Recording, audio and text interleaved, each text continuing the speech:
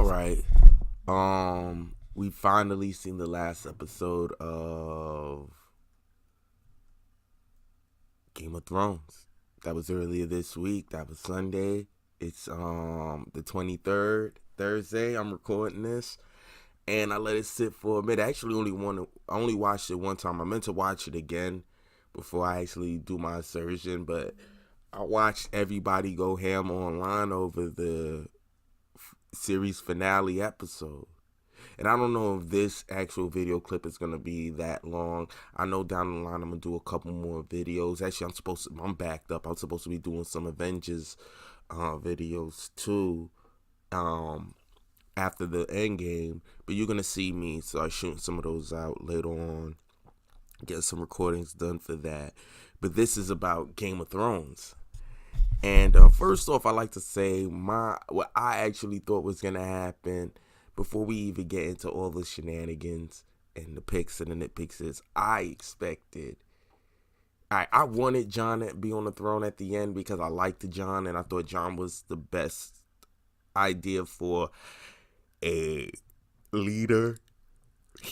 Except that he kind of didn't want it just a little bit too much. But I think that would have made him an even better leader. But at the same time, he really didn't want it. And it explains why. And I thought he was a little bit too easy of an idea, especially as the series carried on. He seemed to be the obvious pick next to Dany as Dany started to devolve into the Mad Queen. That said, her core belief system was getting to the throne, and that would be at any cost. She might have sold it as if she's the breaker of chains and all that, but if you ever really paid attention to Dany throughout the series, the throne was so much of her destiny in her eyes that nobody was going to get in between that. Jon, he just worried about the people, his people specifically, but people in general. Fuck a throne. That ain't really my biggest concern. I was raised a bastard. I'm comfortable not getting it, having anything, let alone what I deserve. Even though it turned out by his patronage, his legitimate patronage, the throne was his. Now, that said, let's get into the picks. Not too many major picks in this one. This was a real slow, non-eventful episode. It was really all wrap up. Like, to be honest, you can almost argue, other short of Dany dying, the actual show ended. The last episode was the 5th episode. This episode was just sewing everything up and getting everything aligned. And Dany dying, of course, which was very uneventful, if you will, to a certain degree. I felt like, first off, Dany dying, was it too far off? I just didn't think it was going to happen that soon, that way, before they even left the city. That said, it needed to happen. In terms, for all intents and purposes, it was the best thing that could happen in the episode to get out the way early, because everything else that was going to happen was going to take a little bit more dialogue, which the series is more dialogue driven, but this is supposed to be the wrap up.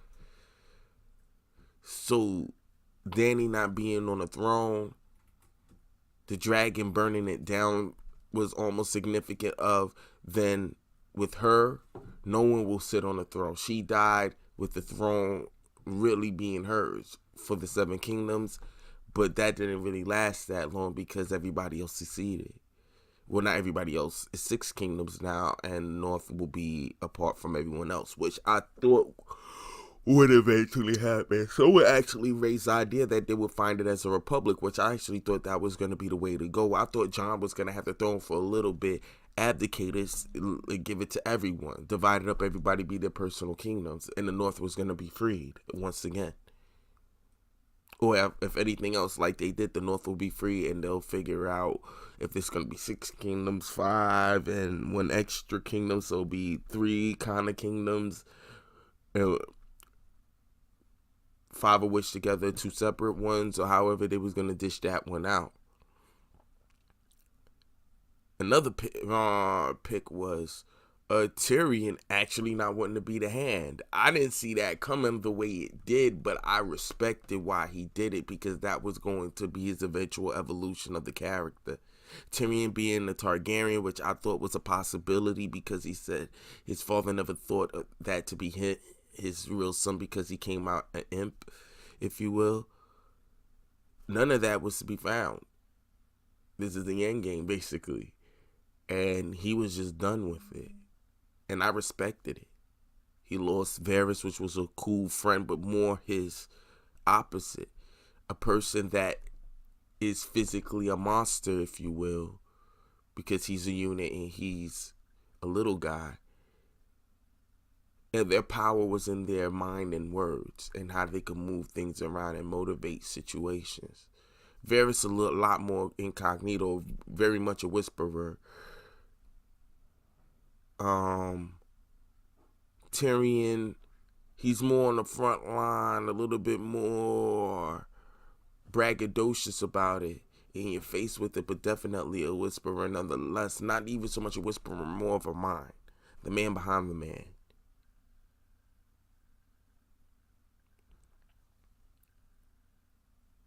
I really felt that his character's evolution, especially that moment he had with his brother the episode before, to where he's at now, and seeing his dead brother and sister, that was icing on the cake. Even though, like, how were you going to just happen to find them so easily, even though I know you knew where they was going to leave at, but through the rocks, but that was going to happen. That was to be the end. A lot of people didn't like the evolution of Jaime Lannister, but it kind of was, all roads was going to lead him right back to his sister. They've been doing this since they were little. And they were twins. I forgot they were twins. I made a mistake thinking that she was older. I forgot they were twins. I mean, she might be a little bit older than him, but like, as far as twins can be, but needless to say, they were twins. So they had another bond. He was going to end up going back to her regardless. That said, the next pick was seeing Grey Worm, which was a surprise, but Grey Worm imprisoning Jon. I was surprised. I was like, oh, let me find out they're going to bite the dust with Jon. But Varys already let the note go out there that he was supposed to be the actual heir to the throne. I think Varys sent those letters out already, so people are going to know. I think this will eventually come back up somewhere down the line if they wish to do anything moving forward from this. Now, I think a major pick at the very end was how there's a Stark everywhere now. Bran being seen as king. Matter of fact, before we even get into that part, let's just deal with the fact that Bran being on the throne. I didn't see it coming, but I knew there was something else to be said with Bran. I thought it was more tied into the Night King, but it was more of him having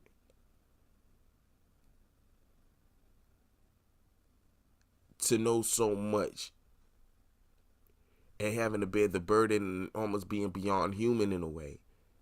That him being put on the throne, it made sense, but he always knew that that's where it was going to end. But I still think there might be more to that, but the series is over. So, I mean, that has to be the bow to the gift, the final end, packaged everything together. But now, Stark being ruling every part of the kingdoms now. You got Sansa running Winterfell. That was going to happen. Which I thought was a good choice. Then you have Bran the Broken, him being in the running the 6 kingdoms, and then they set Jon to the wall, but nobody else was at the. I don't think there was a Night's Watch anymore. The Night's Watch, the rest of them came down to left Winterfell, if I'm not mistaken, and went down there. Now, unless they're gonna send the rest of the knights back, if there's even any knights left, I think they were just gonna leave Jon up there just to his own wits.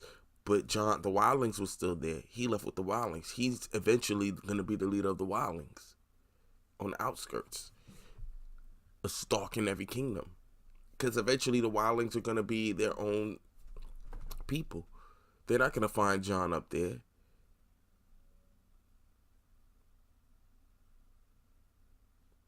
And then he'll always have a home in Winterfell. A Grey Worm ain't gonna do nothing.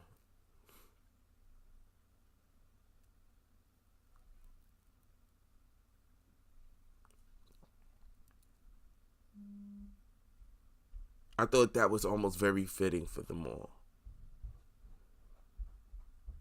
Next up, Arya just selling off, just off out there. That was interesting. That's interesting. I didn't really know what to say with that, but it kind of made sense. She's just embarking on her own journey. She living a royal life was not really where she was gonna end up anyway, and I thought it was a good move. All things considering, I mean, the sew up was pretty good to me. I actually liked the series. I liked where it went. All the major picks were pretty much what we needed to bring it all the way down to the end. One thing, last pick I noticed, and this also is tied into what someone else highlighted. I meant to go click the link, but I didn't. They actually showed a still of what Gwendolyn Christie was wearing. Lady Brienne was wearing. It was Jaime's armor or their family crest, and she was filling out their diary. Why would you fill out the Lannister diary the way you did? I think she's pregnant with Jaime's child. I think Brienne is pregnant. And that was going to be by right her child's book. Her child's lineage. The ending to her father's story. It was real fascinating that someone put a still of it, and as soon as I looked at it, I said, yo, that's what it is. That is his armor. Why would she? That makes sense why she filled it out. She's pregnant with Jaime's child. And last but not least, the last pick before we get into nitpicks was Braun being there. They needed to handle that. I thought Braun being at the table, even though a Lannister always handles their debts, still, something about Braun. Braun is what Braun is, but that was some greasy shit. He let you know exactly how he felt about you. I think we need to get rid of Braun. There's no more fighting to be had, but Braun goes. But one thing with Braun is he goes to the highest bidder. But he ain't have to slap up Tyrion the way he did, though. But it is what it is. I mean, I can see where he could be angered because he's been given promises left and right and always going to war and never being able to enjoy it. So to a degree, I can see the frustration, but still. That said, let's get to the nitpicks. I don't really have too much nitpicks, to be quite honest. I mean, it's given considering the circumstances and the paradigm. It was always gonna be this kind of a quiet ending per se. So I wasn't too surprised that it wasn't this big eventful fight flips and all of this type of shits getting into it. So to see it end the way it did, it was, I think the things that, I mean, a nitpick obviously was like, damn man, like how did Tyrion just find those two bodies and his brother and sister like that in the rubble the way he did? It was just seemed too quick for some reason. Not enough time lapsed for him to just be going through it, rummaging, and you happen to find them. But that's just a nitpick.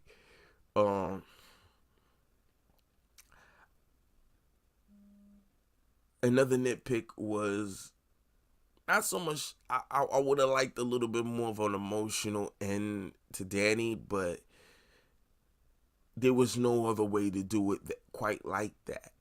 And I think we didn't even have just not enough time of their romantic build up. So when you see them separate, we didn't have enough time with it.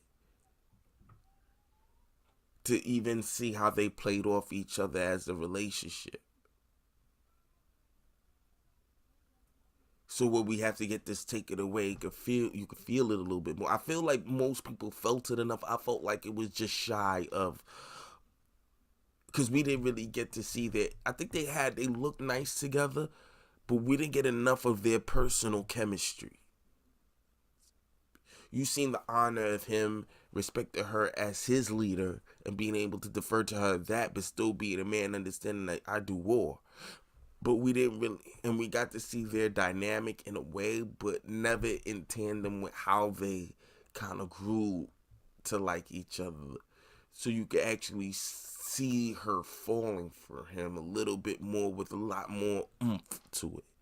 I felt like it was a little bit more surface, but that's just me. You know, I'm really big on, if we're gonna have a love story, we have to buy into it. Even if the time, not enough time had lapsed, we gotta feel like the time that they had was quality enough that we could see why it happened. I could see the factuation and the fascination, of course, but the crust of it for her to really be lost to him in that kind of way, I don't think they sold it enough for me. Just shy, not a horrible way, because I've seen horrible love stories done in films and TV. This wasn't exactly it.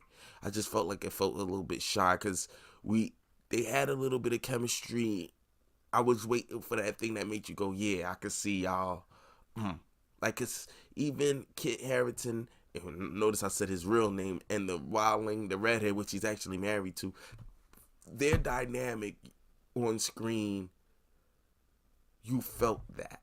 So when you took her away from him, it was more meaningful. It laid a little bit more weight. Here, I felt with Danny, we needed a little bit more to feel the weight of their relationship a little bit more. It still felt a little bit fast. I wish we'd have more time of that young bridal love where you could see her dichotomy between who she is when she's with him and who she has to be when dealing with her court, dealing with her people. The leadership that she had to be, and how fast that could happen. The whirlwind. I just think the whirlwind did it sell me enough, but that's just a hard nitpick. Well, it wasn't that deep for me, but that's if we dig in deep, and if we have to dig deep, that's just what it is. It is what it is. I think a couple of other nitpicks I felt were that, well, not really that much. Like I said, it was a quieter episode. It was more dialogue driven to sew everything up. And for where we were left off in the episode prior, the 5th episode, the 6th episode, going this route, really, especially knowing how the end was going to be, it was not that much different ways to go about it, per se. Not too much different ways. There was not much people alive left to deal with. You know? I guess my biggest nitpick, and I'll do a wrap up for the whole season, but this would be it, was that there should have been a little bit more. They could have added more. If they would have added more episodes to the season to stretch out the like what happened at Winterfell, what happened to, like, if we would have got a solid good season, I think this wrap up episode would have laid a little bit more oomph to it. Because now we would have more time to build up a lot of and flesh out the drama, and more of the nuances within that. So when we stripped all of this away now, the weight would have been stronger, and it probably would have been a little bit more serviceable towards the audience as well. Because as you can see, we know the backlash, the big backlash. Understand me? But I just love how they ended it, seeing Sansa being crowned. I liked how Bronn let it be known that when Tyrion said, I don't want to be in here and I'm done with this shit, he was like, I've done too much. I made way too much mistakes. That he said, this is how you're going to atone for it. Pick that shit up and this is what you're going to do. Kind of like how, a callback to how Braun was with, not Braun, Robert Baratheon, Rob was with, Ned. When Ned was like, I don't want to be in hand, or for principle, he was like, I'm gonna put that shit back on you, bro. You'll never take that shit off. Oh man, Rob and Ned's relationship was dope. I rocked with it heavy. You could tell that they were brothers in arms.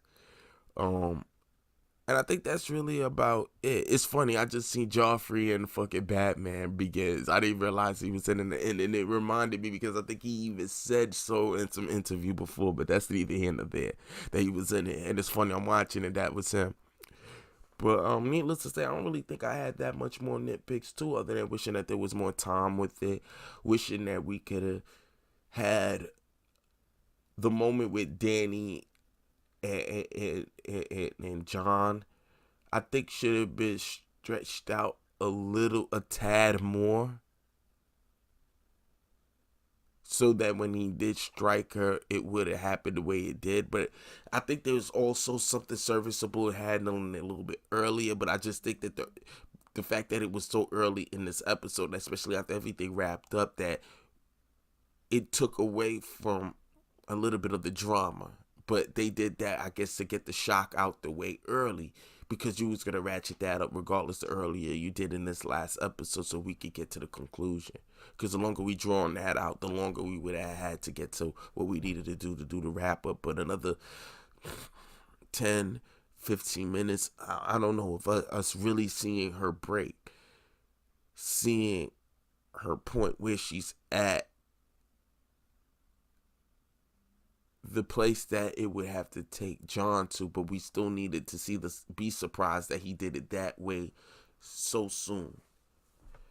Because we already knew that was going to have to happen. Someone was going to have to do it, and the closest person to her was going to be John, and it would have been more poetic. I don't think there's really anything else I could really get into for the nitpicks. Overall, I enjoyed the episode. Not the best of the series, but this was kind of slowing everything down. You could have really ended it in the last episode, but we needed to sew everything up to figure out where we were going to be at with the kingdoms. And because this was Game of Thrones, we had to see who won the thrones, the winners at the end. And we see the big three.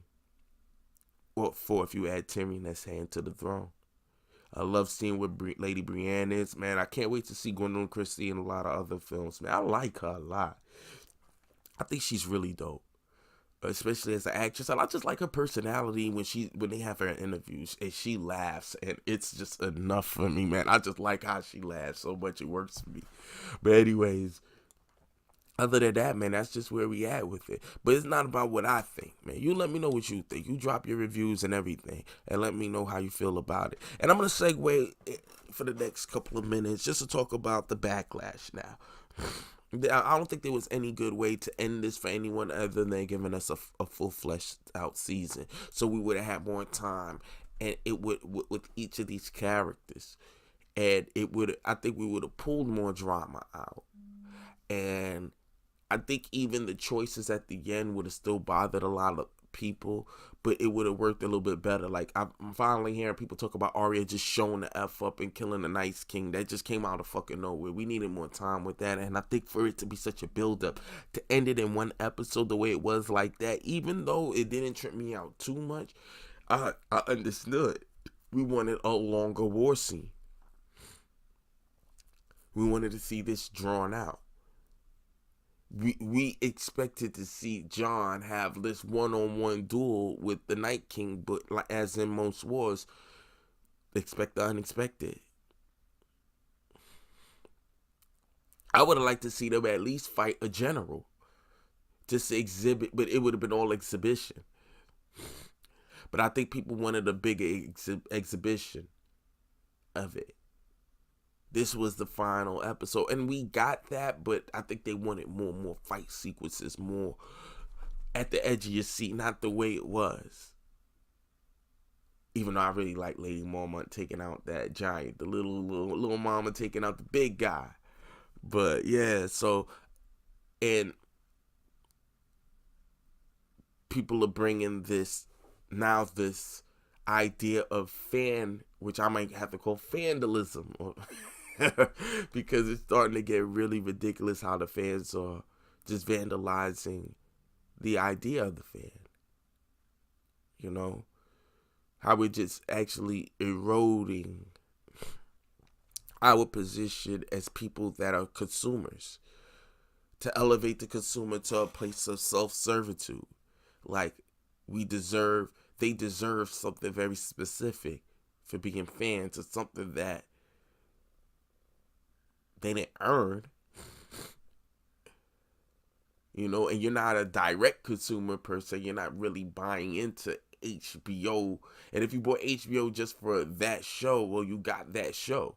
Well, it should be good. I mean, that's the idea, but you're just getting a show you've already seen and you know people to like. There's no guarantee you will like it.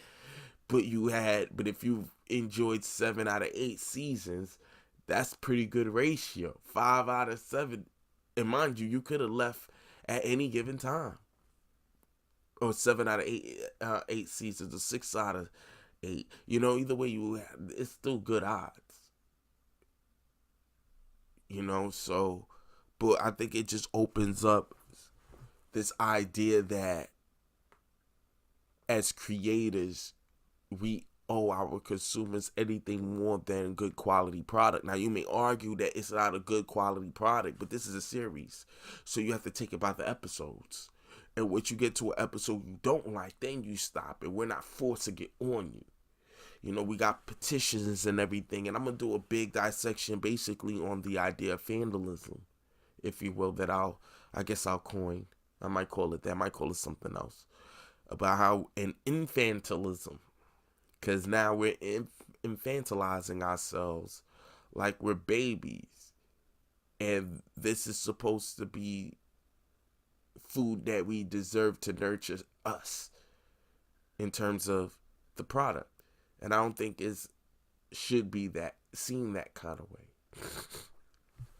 I don't think we owe you that per se, other than what you bought into, which is a good quality series.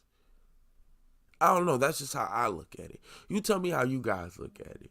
Do you actually feel that the fans were warranted in the explosion over it? I haven't watched everybody's ideas on it yet. I actually didn't want to. I wanted to actually do my review first before I start listening into it. Then I'll probably jump in and we'll have to do a real good conversation about it, because I think this is something that really needs to be talked about.